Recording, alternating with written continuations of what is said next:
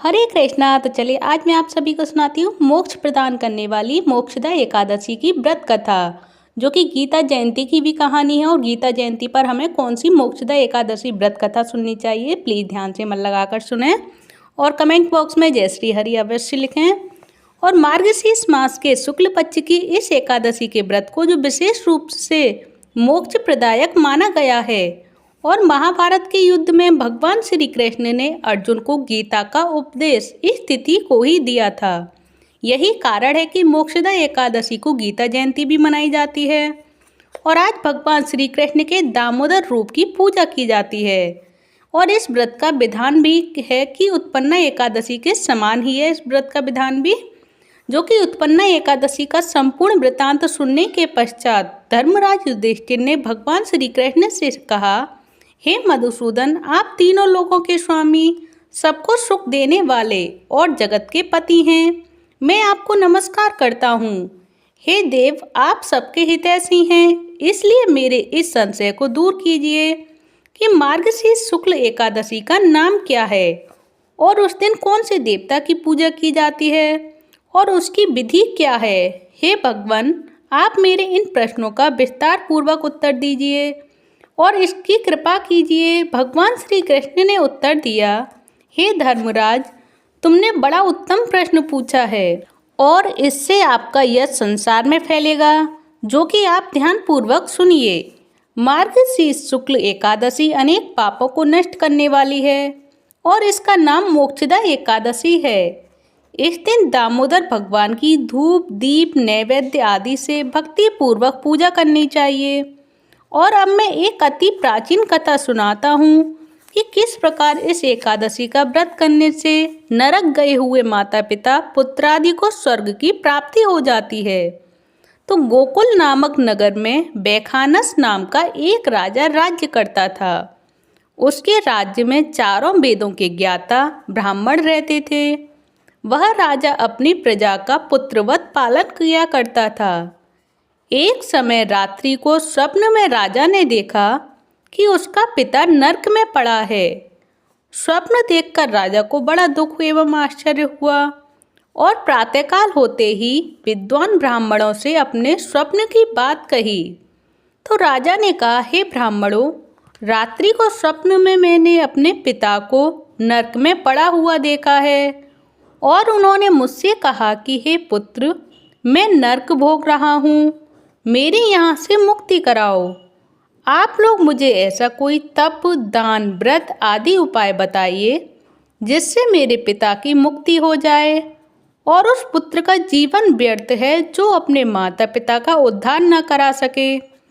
एक उत्तम पुत्र जो अपने माता पिता तथा पूर्वजों का उद्धार करता है, वह हजारों मूर्ख पुत्रों से भी अच्छा होता है। तो राजा के ऐसे वचन सुनकर ब्राह्मण कहने लगे, हे राजन, यहाँ समीप ही भूत भविष्य वर्तमान के ज्ञाता पर्वत ऋषि का आश्रम है। आपके प्रश्नों का उत्तर वे भली भांति दे सकते हैं। ऐसा सुनकर राजा पर्वत मुनि के आश्रम में गया। उस आश्रम में अनेकों शांत चित्त योगी और मुनि तपस्या कर रहे थे। उसी जगह चारों वेदों के ज्ञाता साक्षात ब्रह्मा के समान पर्वत मुनि बैठे हुए थे। तो राजा ने उनको वहां जाकर साष्टांग प्रणाम किया और पर्वत मुनि ने राजा से उनके आने का प्रयोजन पूछा। तो राजा ने कहा, हे महाराज, आपकी कृपा से मेरे राज्य में सब कुशल है, परंतु अकस्मात एक विघ्न आ गया है जिससे मेरे हृदय में अत्यंत अशांति हो रही है। यह सुनकर पर्वत मुनि ने एक क्षण के लिए आंखें बंद कीं और भूत एवं भविष्य के बारे में विचारने लगे। फिर बोले, हे राजन, मैंने अपने योग बल से तुम्हारे पिता के सब कुकर्मों को जान लिया है।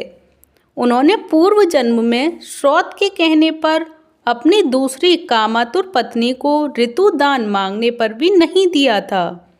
उसी पाप के फल से तुम्हारे पिता को नरक भोगना पड़ रहा है। तब राजा बोला, हे महात्मन, मेरे पिता के उद्धार के निमित्त कोई उपाय बताइए। तो पर्वत मुनि बोले, हे राजन, मार्गशीर्ष शुक्ल पक्ष की एकादशी को उपवास करके उसके पुण्य को अपने पिता को संकल्प कर देना और उस एकादशी के पुण्य के प्रभाव से अवश्य ही आपके पिता की मुक्ति होगी। तो मुनि के वचनों को सुनकर राजा अपने महल में वापस आ गया और कुटुंब सहित इस मोक्षदा एकादशी का व्रत किया। फिर उस उपवास के पुण्य को राजा ने अपने पिता को अर्पण कर दिया। उस पुण्य के प्रभाव से राजा के पिता को नरक से मुक्ति मिल गई और वह नरक से स्वर्ग में चले गए। और मार्गशीर्ष मास के शुक्ल पक्ष की इस मोक्षदा एकादशी का व्रत करने वाले के समस्त पाप नष्ट हो जाते हैं और अंत में उसको स्वर्गलोक की प्राप्ति होती है। और इस व्रत से बढ़कर मोक्ष देने वाला अन्य कोई व्रत नहीं है। इस कथा को पढ़ने या सुनने मात्र से ही वाजपेयी यज्ञ के फल का प्राप्ति होती है और यह व्रत मोक्ष देने वाला तथा चिंतामणि के समान सभी चिंताएं दूर करने वाला है। इतना कहकर भगवान श्री कृष्ण मौन हो गए। और ये रही मार्गशीर्ष मास के मोक्षदा एकादशी, जो कि आप सभी को कैसी लगी प्लीज़ मुझे बताएं कमेंट बॉक्स में। क्योंकि ये गीता जयंती के दिन ही सुनाई और सुनी जाती है, इसलिए इसका महत्व और भी ज़्यादा बढ़ जाता है। तो मोक्षदा एकादशी व्रत को आप स्वयं सुने और अपने अपने सभी एक दूसरे के लिए शेयर करें जिसको भी नहीं आती हो। क्योंकि ऐसा होता है कि जिसको नहीं आती है वो नहीं सुन पाता है। तो मोबाइल सभी के पास हैं, तो अपने मोबाइल के जरिए अपने अपने घरों में सभी सुन सकते हैं। अगर आप एक दूसरे के लिए शेयर करेंगे तो आपको भी पुण्य फल की प्राप्ति होगी। तो आपको ये मोक्षदा एकादशी व्रत कथा कैसी लगी प्लीज़ मुझे कमेंट बॉक्स में बताएं। और एक मेन चीज़ यही है कि मोक्षदा एकादशी को हमें ऐसा कौन सा उपाय है जो भगवान विष्णु जिससे हम प्रसन्न कर सकते हैं भगवान विष्णु को। तो ऐसा कौन सा उपाय है जिससे भगवान विष्णु प्रसन्न हो जाते हैं। क्योंकि एकादशी का व्रत भगवान विष्णु को समर्पित है। अगर हम भगवान विष्णु को प्रसन्न करने के लिए अगर कुछ नहीं कर सकते तो भगवान विष्णु कैसे प्रसन्न होंगे। तो चलिए मैं आप सभी को ये भी बता देती हूँ कि एकादशी वाले दिन हमें भगवान विष्णु को प्रसन्न करने के लिए कौन सा उपाय करना चाहिए। तो हमें करना चाहिए हरे कृष्ण महामंत्र, जिससे भगवान विष्णु बहुत प्रसन्न हो जाते हैं और उनको बहुत प्रिय है ये मंत्र। तो चलिए मेरे साथ रिपीट कर सकते हैं आप सभी भी। हरे कृष्ण कृष्ण कृष्ण हरे हरे, हरे राम राम राम हरे हरे। तो ये है हरे कृष्ण महामंत्र, जो कि भगवान विष्णु को बहुत प्रिय है। और भगवान विष्णु को प्रसन्न करने के लिए इस मंत्र का उच्चारण 108 बार करें। क्योंकि एक माला में 108 मोती होते हैं और 108 बार करने से एक माला होती है।